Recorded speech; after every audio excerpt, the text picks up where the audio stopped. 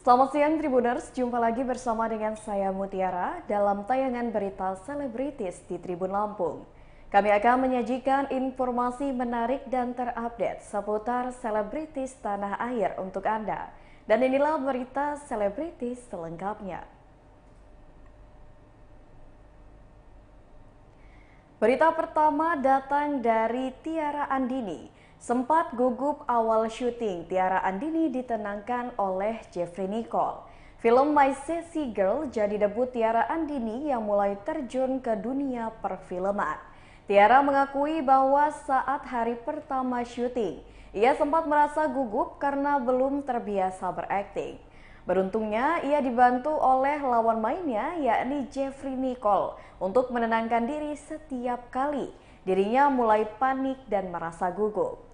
Meski begitu, Tiara tak butuh waktu lama untuk mendapatkan kepercayaan dirinya berakting di depan kamera. Sebab ia merasa proses syuting mirip dengan wawancara dengan media, hanya bedanya dirinya harus memainkan suatu peran. Tiara Andini mendapatkan peran sebagai Sisi yang memiliki trauma pada kisah cinta masa lalunya. Ia dipasangkan dengan Jeffrey Nicole sebagai pemeran tokoh Gian yang belum pernah menjalani hubungan asmara. Berikut wawancara dengan Tiara Andini dan Jeffrey Nicole. Kalian berdua tadi sempat juga kesulitan apa sih yang kalian rasakan di film Ditambah lagi kan IP-nya udah gede banget. Kesulitan apa? Mungkin di awal-awal ya aku sebagai masih baru di sini gitu kan, baru masuk dunia acting, pastinya banyak hal baru yang sebenarnya belum pernah aku coba, dan sini baru aku cobain sama Nicole. Paling pas proses readingnya dan pendalaman karakternya aja sih, itu tantangannya. Jep, kalau lu sendiri seperti apa Jep? Mungkin kesulitannya seperti apa mungkin? Kesulitannya kayak Mas Wajo bilang tadi sih, ubah dari Nicole yang barbar ke Nicole yang penurut, yang ngikut-ngikut aja kalau dibilangin apa gitu sih. Karena aslinya Tapi ketika main film ini kata hatinya seperti apa sih? Kan lu biasanya barbar gitu ya, terus harus jadi penurut, itu kata hatinya gimana? ngikut aja sih, karena kan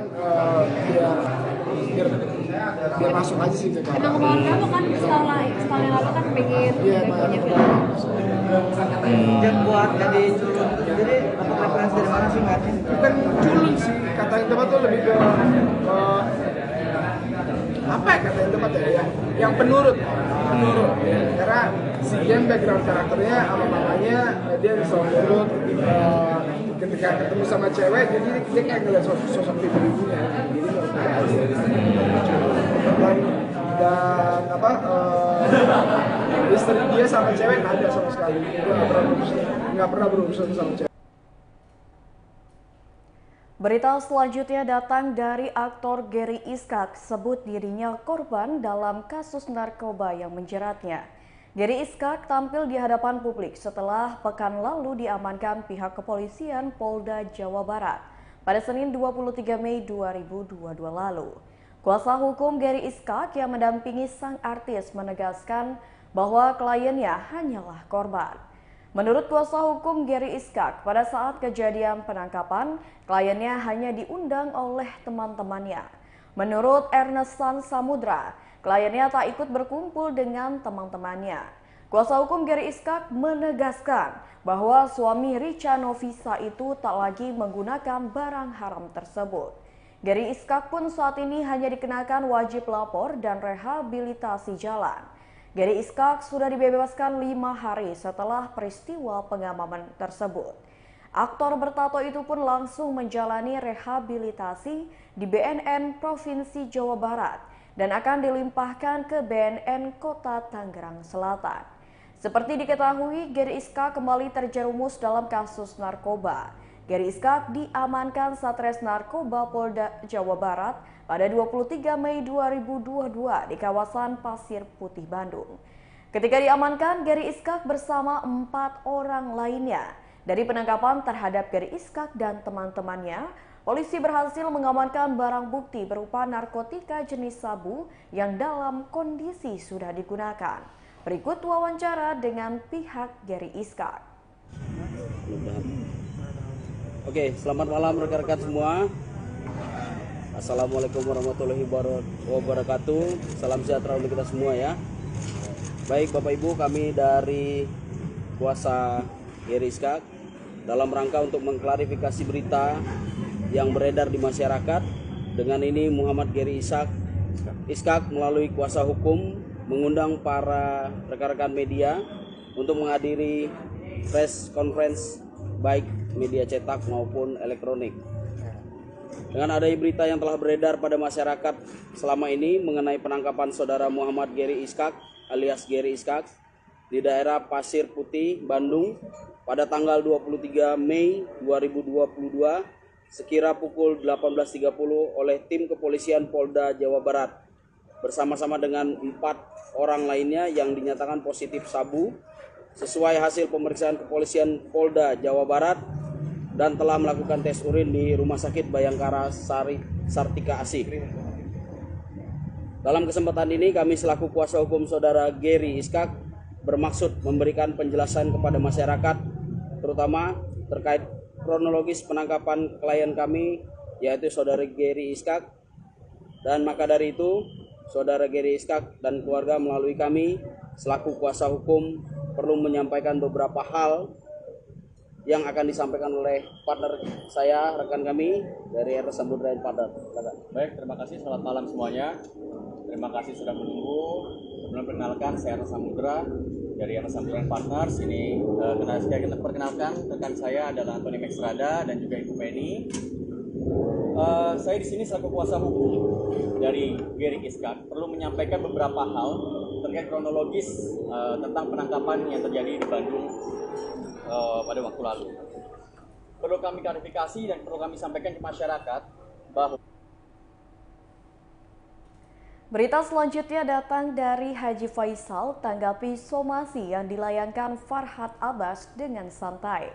Haji Faisal angkat bicara terkait surat somasi yang dilayangkan kuasa hukum Dodi Sudrajat yakni Farhad Abbas untuknya. Surat somasi tersebut dilayangkan Farhad Abbas lantaran diduga Haji Faisal terus menanyakan soal pencairan uang asuransi milik mendiang Vanessa Angel. Rupanya Haji Faisal menanggapi somasi itu dengan santai. Ia mengaku hanya ingin tahu uang tersebut sudah cair atau belum karena sebelumnya ia dan istrinya dilibatkan untuk tanda tangan asuransi tersebut. Lebih lanjut, Haji Faisal menegaskan bahwa pertanyaannya soal uang asuransi tidak ada sedikit pun untuk menyudutkan atau bahkan merendahkan pihak Dodi Sudrajat. Ayah Fuji itu pun akhirnya mempertanyakan alasan Farhad Abbas melayangkan somasi untuknya karena ia tak tahu di mana letak kesalahannya. Karena menurut Haji Faisal itu hal yang wajar untuk ditanyakan. Kendati demikian, ia pun meminta maaf jika hal tersebut ternyata menyudutkan Dodi Sudrajat. Berikut wawancara dengan Haji Faisal. Disampaikan oleh Bapak Ibu, saya dikaget sebenarnya. Kok sampai seperti itu kan? Tentu banyak sedikitnya, tentu bertanya-tanya juga saya.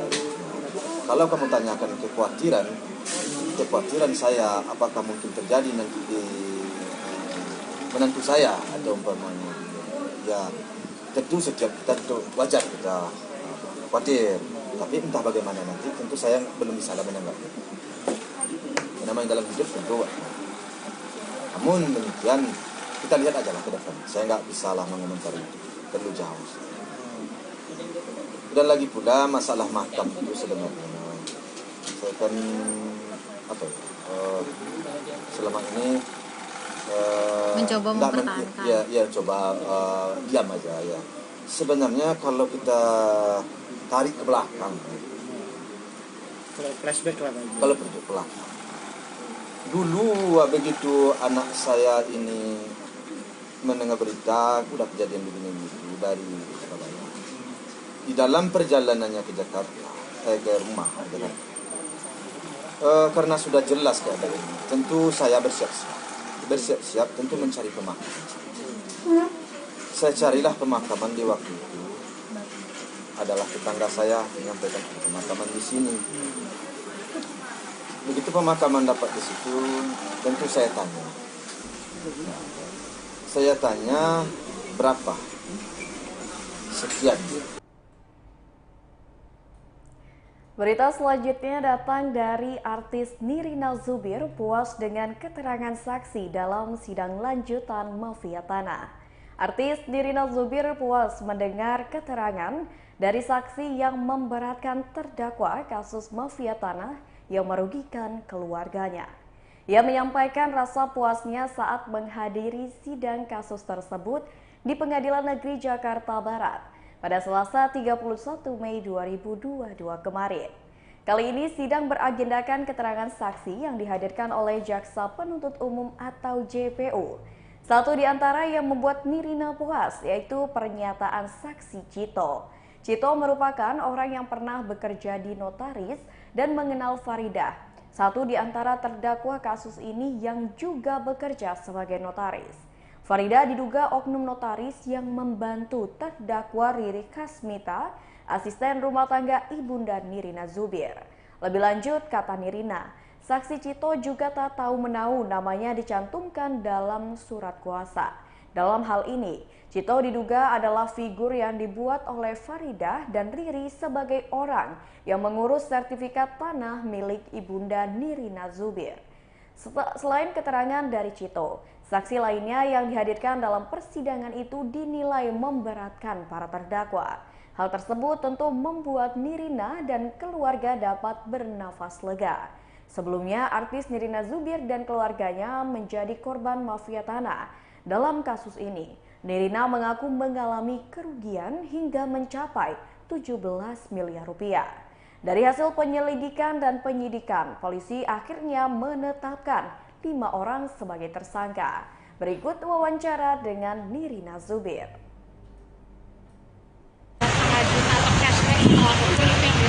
Aku hanya mengutip apa-apa kata-kata dia yang tadi disebutkan di persidangan ya. Tapi intinya dia kan kita mempunyai bukti bahwa ada aliran dana. Tadi dia bilang bahwa dari petugas itu memberikan pinjaman 600 juta kalau tadi cara persidangan ya. Walaupun sebenarnya kita memiliki fakta bahwa pinjamannya itu sampai sebenarnya jadi semua harus berbicara sesuai fakta daripada kita juga kan. Ini ada dan uang balik dari terus ke bank. Nah, uangnya yang dia pinjamkan tadi katanya adalah 600 juta kurang lebih dia bilang. Tapi ternyata faktanya adalah 1,2 sekian, oke? Dan dana yang masuk dari yang diberikan dari Riri Kasmita ke saudara Ahmad dan Rio itu dia bilang katanya kan 2,5 juta, 5 juta gitu, ibaratnya kayak cashback dana talangan. Sebenarnya saya juga nggak tahu ya itu dana talangan itu sebenarnya legit atau enggak gitu kan?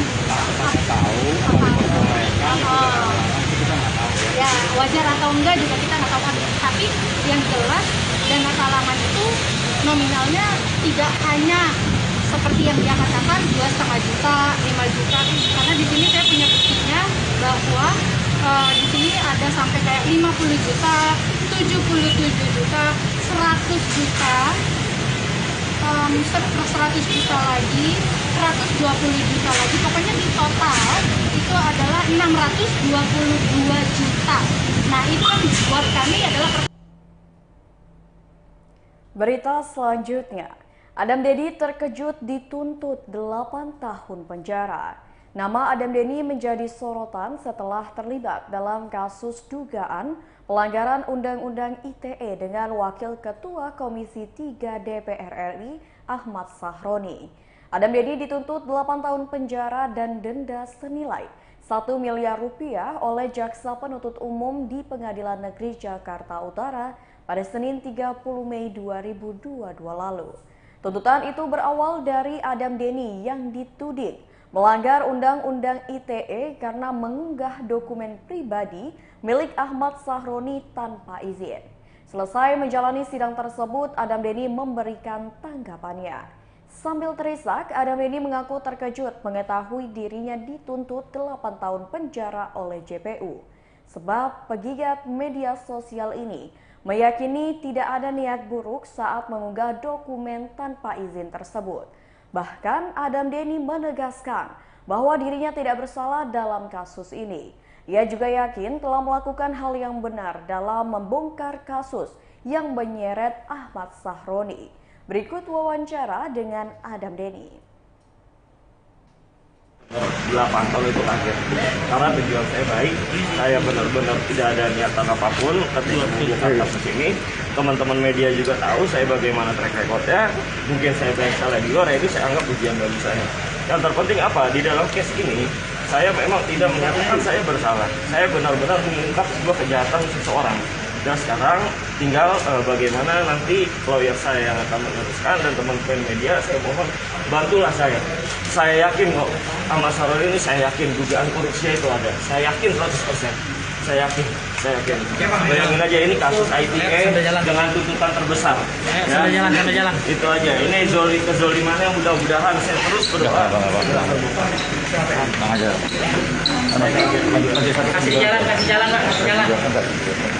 Kasih jalan Pak, kasih jalan. Kedepannya pokoknya ini sekarang saya lagi nggak bisa mikir apa-apa, saya masih kaget. Pokoknya nanti ketika lawyer saya jenguk ke rekan Barreskrim, saya akan. Baiklah Tribuners, itulah berita selebritis bersama dengan saya Mutiara. Jangan lupa untuk terus ikuti YouTube Tribun Lampung News Video, Facebook Tribun Lampung, Instagram @tribunlampung, dan TikTok @tribun Lampung untuk informasi terupdate lainnya. Selamat siang dan sampai jumpa.